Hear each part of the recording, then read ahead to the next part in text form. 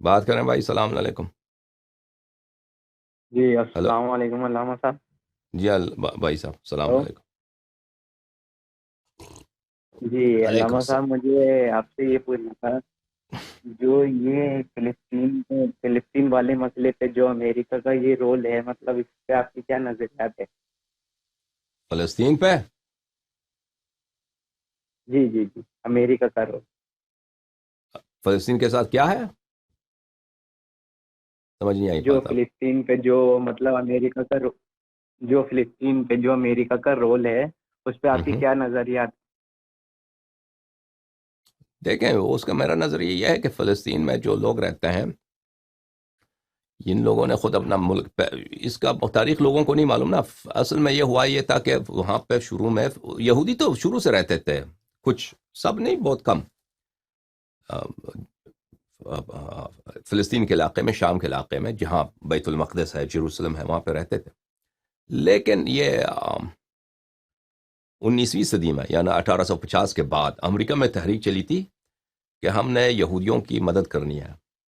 یہود کی مدد کرنی ہے، یعنی امریکی گورنمنٹ کے نہیں، امریکی عوام میں بعض جو مذہبی ہیں ان کے لوگوں نے، کہ یہ لوگ جو ہیں وہاں پہ بسیں، یہ ان کا آبائی علاقہ ہے، وہاں پہ یہ لوگ بسیں.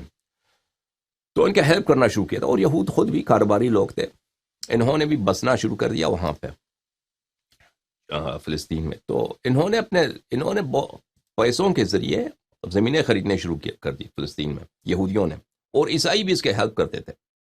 عیسائی یہودیوں کی ہیلپ اس لیے کرتے ہیں، جو مذہبی عیسائی ہیں، ایوانجیلیکل کرسچنز بولتے ہیں وہ، ان کا عقیدہ یہ ہے کہ مسیح کے آنے سے پہلے، حضرت عیسیٰ ابن مریم علیہ السلام کے دوبارہ آنے سے پہلے، ایک حکومت، یہودیوں کی حکومت اس سرزمین میں قائم ہونی چاہیے. ان کے یہ انجیل میں روایت ہے کہ حضرت عیسیٰ ابن مریم علیہ السلام کے آنے سے پہلے یہاں پہ اس کی شرط یہی ہے کہ فلسطین میں، اسرائیل میں، یہاں پہ یہودیوں کی حکومت ہو. ٹھیک ہے، وہ حکومت ہوگی تو وہ آئیں گے پر جو لوگ یہودی، جو عیسائی بن جائیں گے، حضرت عیسیٰ علیہ السلام کو مانیں گے، ان کو نجات ملے گی، باقی یہودیوں کو تباہ کر دیں گے. اور باقی جو لوگ حضرت عیسیٰ علیہ السلام کو مانیں گے تو وہ ان کی نجات ہوگی، اور جو نہیں مانیں گے ان کو وہ تباہ ہو جائیں گے. ان کا عقیدہ یہ ہے. تو وہ بہرحال جو بھی عقیدہ ان کا، وہ یہاں پہ یہود کی حکومت چاہتے ہیں. کون؟ جو وہ سب امریکن نہیں ہے، سب عیسائی نہیں ہے، عیسائیوں کا ایک خاص طبقہ ہے. جیسے مثلا پاکستان میں مختلف طبقات ہیں نا، جماعت عمریہ کے، دیوبندی ہیں، بریلوی ہیں، صوفی حضرات ہیں، تحریک لبیک ہے، پتہ نہیں کون کون سے ہیں. اسی طرح یہاں پہ بھی تو ان لوگوں نے سپورٹ کرنا شروع کیا تھا اس زمانے سے. تو اس کا نتیجہ یہ ہوا کہ یورپ سے، امریکہ سے کافی سارے یہودی گئے وہاں پہ، فلسطین میں بسنا شروع کر دیا. انہوں نے زمینیں خریدنے شروع کر دی، باغات خریدے، زمین خریدے، گاؤں کے گاؤں خریدے انہوں نے وہاں پہ. تو اس طرح کی تعداد بہت بڑھ گئی.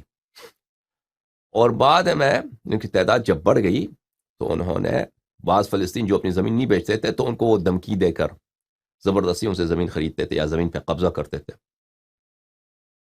تو اس زمانے میں پھر پہلے تو وہاں پہ سلطنت خلافت عثمانیہ کی حکومت تھی. پھر دوسری عالمی جنگ کے بعد وہ ان کو شکست ہو گئی ترکوں کو. تو وہاں پہ حکومت آ گئی، کس کی حکومت آ گئی؟ برٹش کی. برٹش کے زمانے میں تو برٹش نے ان کو مینڈیٹ دیا کہ یہاں پہ وہاں پہ حکومت ہوگی، اس کچھ علاقوں میں، فلسطین کے کچھ علاقوں میں یہودیوں کی حکومت ہوگی، یہودیوں کی کچھ حکومت ہوگی. تو اس زمانے سے یہ وہاں پہ اسرائیل کا قیام شروع ہو گیا. پر کچھ جنگیں ہو گئی، ان جنگوں میں عربوں کو شکست ہو گئی. ہر جنگ میں فلسطینیوں عربوں کو شکست ہو گئی، تو اسرائیل کا علاقہ بڑھتا گیا. تو اس کا یہ ہے کہ فلسطینیوں نے خود اپنا آبائی جو مکان تھا ان کو بیچ دیا. کس کو؟ یہود کو بیچ دیا، یہود کو فروخت کر دیا. اور اس میں شک نہیں ہے کہ فلسطینیوں پہ ظلم تو ہوتا ہے، فلسطینیوں پہ ظلم ہوتا ہے. اور لیکن یہ ایک ایسا جھگڑا ہے اسرائیل اور فلسطین کا کہ اس میں شیعوں کا کوئی دخل نہیں ہے. کیونکہ مسجد الاقصی جو ہے، یہ کوئی مقدس مسجد نہیں ہے ہمارے نزدیک. اس مسجد کو بنی مروان نے بنایا تھا، عبد الملک ابن مروان نے بنایا تھا، اور اس میں لوگوں کا طواف کراتا تھا. کیونکہ مکے پہ عبداللہ ابن زبیر کا قبضہ تھا، تو عبداللہ ابن زبیر لوگ حج کرنے نہیں جاتے تھے عبداللہ ابن زبیر کے پاس، تو وہ عبداللہ ابن زبیر کے مقابلے میں اس نے مسجد الاقصی بنایا اور وہاں پہ لوگوں کو طواف کراتا تھا کہ یہاں پہ آپ کی حج ہو جائے۔ تو یہ مسجد جو ہے یہ کوئی مقدس مسجد نہیں ہے ہمارے مذہب میں، اور اس کی کوئی قداست نہیں، اور وہاں پہ شیعہ رہتے بھی نہیں ہیں فلسطین میں۔ اور یہ اس سے یعنی اگر اس سے زیادہ دیکھا جائے تو بقی جو ہمارے 4 امام ہیں قبور مخروب ہیں وہابیت کے ہاتھ میں۔ شیعہ اگر اپنے توجہ وہاں پہ صرف کر دیں کہ یہ وہاں پہ مزار دوبارہ بنایا جائے اور وہاں پہ زائرین جائیں، زائرین کی عزت ہو، اور بقی کی شریف کی جو ہے تولیت وہ شیعوں کے ہاتھ میں ہو، اس پہ توجہ دیں تو یہ واقعاً ہمارا جھگڑا ہے، ٹھیک ہے نا۔ اس کے علاوہ فلسطینیوں سے زیادہ، ٹھیک ہے فلسطینیوں پہ ظلم ہوتا ہے، لیکن فلسطینیوں کے مقابلے میں ہمارے شیعہ بہت زیادہ مظلوم ہیں۔ جو ظلم شیعوں پہ ہوتا ہے پارا چنار پر، جو ظلم ہوتا ہے شیعوں پر کوئٹے میں، جو ظلم ہوتا ہے شیعوں پہ افغانستان میں، جو ظلم شیعوں پہ عراق میں ہوا ہے، جو ظلم شیعوں پہ سعودی عرب میں ہوتا ہے، اللہ جانتا ہے کہ کتنا قتل عام ہوتا ہے، شہر کے شہر جلا دیتے ہیں یہ وہابی سعودی عرب میں، لوگوں کو پتہ بھی نہیں چلتا، خبر بھی نہیں آتی باہر دنیا کو، ٹھیک ہے نا۔ جو ظلم شیعوں پہ بحرین میں ہوا ہے پچھلے 5-10 سال میں، یہ تو بے حساب ظلم ہوا ہے۔ تو دنیا میں مظلوم بہت ہے، ہمیں ان مظلوموں سے ہمدردی ہے، یہ نہیں کہ مظلوم کی ہمدردی بھی ہے، لیکن ہم ان سے زیادہ مظلوم ہیں۔ اور بیت المقدس جو ایک مکان ہے جس کی کوئی قداست ہی نہیں ہے، جب ہمارا اپنا حرم جو بقی ہے وہ خراب پڑا ہوا ہے، وہاں پہ ہمارے زائرین کی تذلیل ہوتی ہے، زیارت کی اجازت نہیں ہوتی، ٹھیک ہے نا۔ اور کس کے ہاتھ؟ ایک سعودی عرب جو بہت کمزور دولت ہے، کچھ بھی نہیں ہے سعودی عرب۔ یہ جو مڈل ایسٹ ہے، یہ علاقہ پرشین گلف کا علاقہ، اس میں شیعوں کی اکثریت ہے، آپ کو پتہ ہے۔ اگر آپ ایران، عراق اور کویت، امارات، سعودی عرب، یمن، ان سب کا پاپولیشن ملا دیں تو اس میں شیعہ کافی زیادہ ہیں، مخالفین سے شیعہ کافی زیادہ ہیں۔ یہاں پہ اگر شیعہ اپنے کاز کو بھول گئے ہیں، جو اپنی کی مصلحت ہے، اپنی قوم کی خدمت کریں، اپنی مذہب کی خدمت کریں، اس کو بھول گئے ہیں، وہ ایک دوسری لڑائی میں پڑ گئے جو ان کے مفاد میں ہے ہی نہیں ہے، جس میں ہمارا اس میں کوئی لین دین ہے ہی نہیں نا۔ ابھی فرض کریں پاکستان میں، پاکستانی حکومت اگر ابھی سب پاکستان کے ریسورسز لگا دیں کوریا کے جنگ میں، کہ نارتھ کوریا اور ساؤتھ کوریا میں مظلوم کون ہے تو وہاں پہ یہ لوگ کیا کہیں گے؟ سب لعنت کریں گے پاکستانی حکومت پر کہ تو خود سب سے زیادہ فقیر ہے، تجھے نارتھ کوریا ساؤتھ کوریا کے کیا مرض ہے۔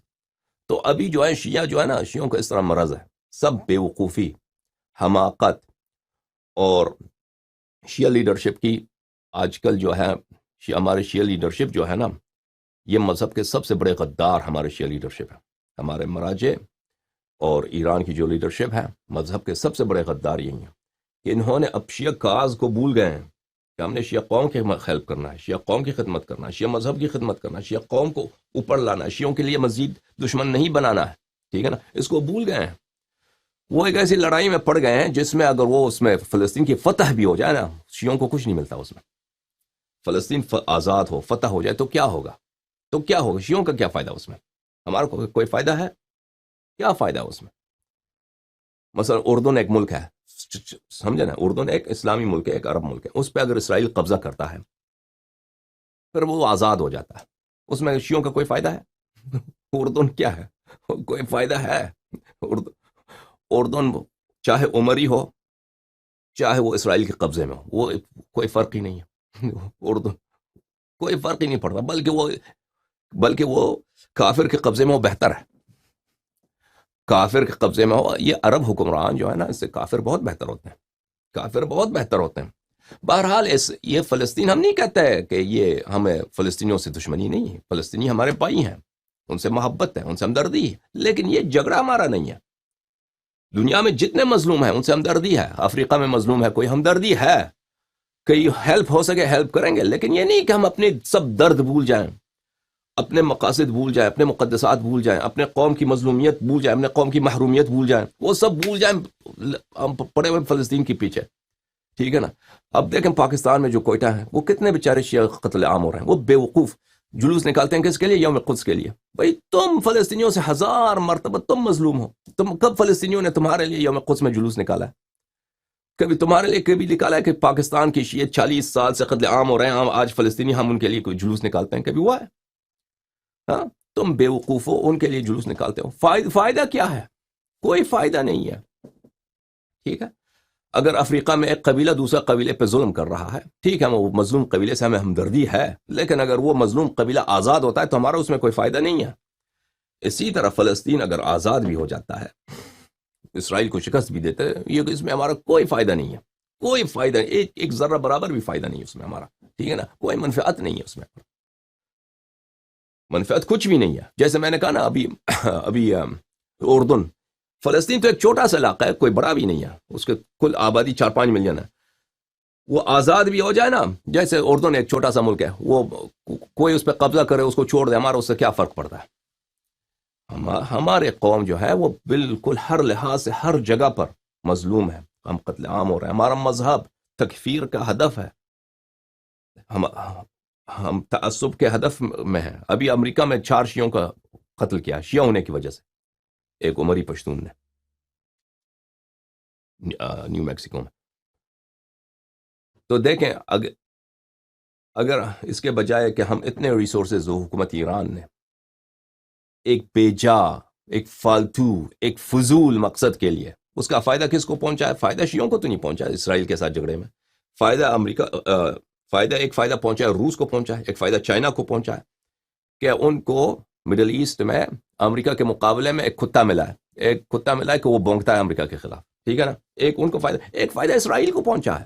دیکھیں انقلاب ایران سے پہلے صرف ایک ملک تھا، عرب ملک تھا، مصر، جس کا معاہدہ تھا اسرائیل کے ساتھ، پیس ٹریٹی تھی نا. انقلاب ایران سے پہلے صرف ایک عرب ملک تھا. آج ایران کی دشمنی کی وجہ سے سب عرب اسرائیل کے ساتھ مل گئے کیونکہ ایران فلسطین کے سپورٹ کرتا ہے، تو وہ ضد میں آ کر کیا کرتا ہے. اب دیکھیں اردن اسرائیل کے ساتھ اس نے پیس ٹریٹی کیا، ٹھیک ہے نا. امارات اسرائیل کے ساتھ، کویت اور بہت سارے ممالک ہیں کہ وہ اسرائیل کے ساتھ ان کے تعلقات ہیں، اسرائیل کے ساتھ تعلقات ہیں ان کے. اب تو اسرائیل اور عرب ممالک مل کر ایران کے خلاف ایک فرنٹ بنا رہے ہیں. یہ جو اصل جھگڑا ہے عرب کا اور یہودیوں کا، عرب کا اور یہودیوں کا، اس میں ہمارا کوئی لین دین ہے ہی نہیں. نہ شیعہ مذہب کا وہاں پہ کوئی مقدسات ہیں اس سرزمین میں، نہ وہاں پہ شیعہ رہتے ہیں. ٹھیک ہے نا، فلسطین میں اس میں ہمارا کوئی لین دین ہی نہیں. اس کو تم لوگوں نے ہمارا جھگڑا بنا دیا، اور ہم اپنے دین کو، اپنے سب کچھ بھول گئے، ہم اپنی مظلومیت کو بھول گئے اس جنگ کے لیے. اور الٹا اس میں اسرائیل کا فائدہ ہو گیا کہ سب عرب جو ہیں اب وہ شیعہ دشمنی اور ایران کی وجہ سے وہ اسرائیل کے ساتھ مل گئے.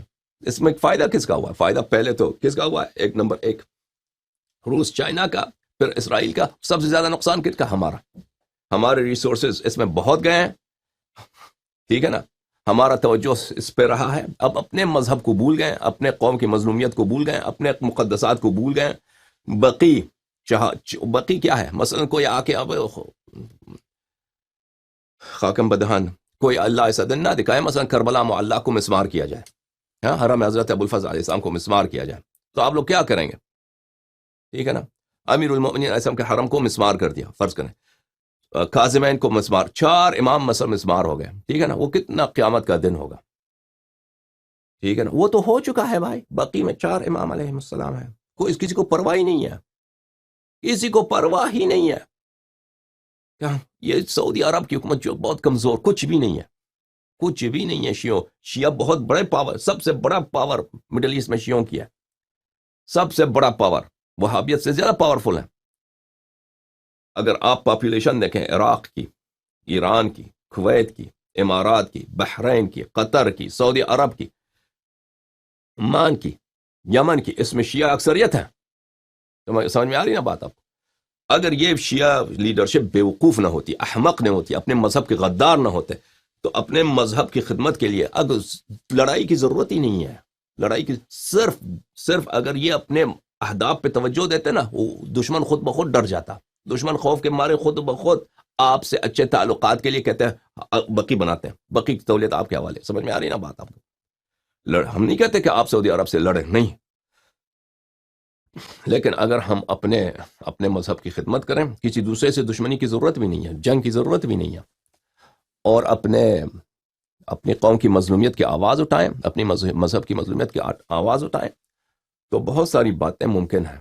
لیکن ہم نے اپنے آپ کو بھول گئے ہیں، بالکل ایک بے وقوفی کی حالت میں دوسروں کا جنگ لڑ رہے ہیں. بھائی اس میں کوئی ہمارا فائدہ ہی نہیں ہے. علماء کرام کی مجالس نوحے اور تاریخ اسلام کے لیے ہمارا یوٹیوب چینل سبسکرائب کریں اور بیل آئیکن کو کلک کریں. شکریہ.